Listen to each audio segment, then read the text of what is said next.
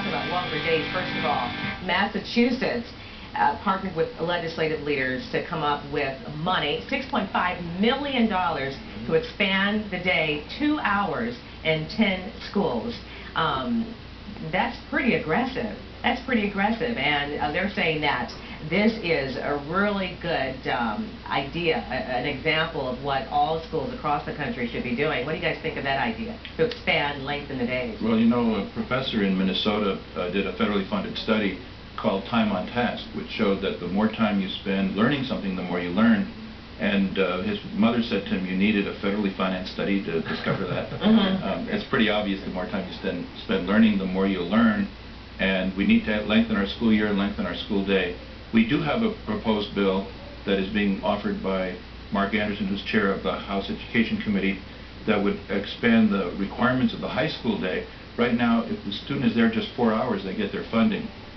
This proposal would say they have to be there 5 or 6 hours, depending on what the legislators are willing to do, to stop the scandal of seniors leaving at 11:08 in the morning and wasting the rest of the afternoon. Yeah, I heard about that. And there are some schools that actually have taken it upon themselves to rearrange the schedules and skip bells and add longer longer math classes, that kind of thing. What are you hearing? Correct. The trend right now is to take a look at locking in the middle school, especially longer math, longer English times.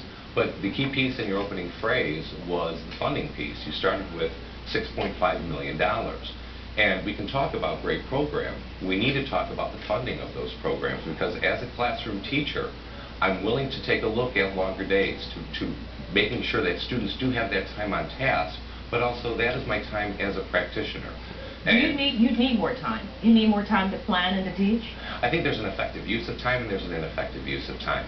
I believe that the classroom teachers of Arizona are effectively using their time, and you're seeing that bear out inside the test scores that are coming in, not only on the Ames test, but also on your SATs, also on your ACTs. Using your time effectively is key inside of this, but there's also a funding piece to make sure that the practitioners are being paid as professionals inside those classrooms, as well as education support personnel. This is a business.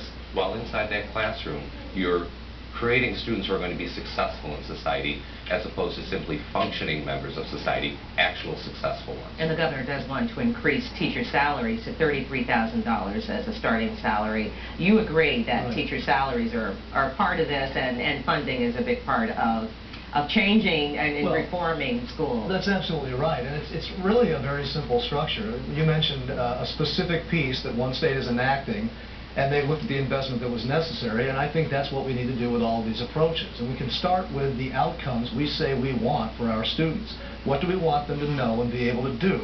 And of course the focus is on high school, because after that they leave and they enter the workforce, or they go into college, and we know there are some gaps there. But having described the outcomes that we want, then what are the structures and the systems we have to put into place? And that takes you quite naturally to a conversation about investment.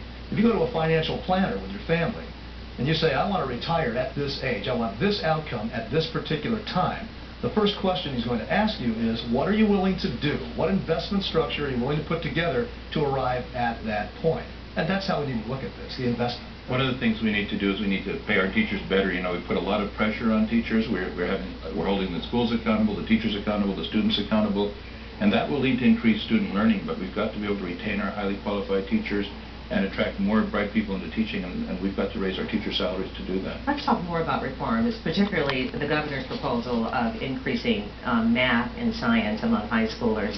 Talk more about that when we come back.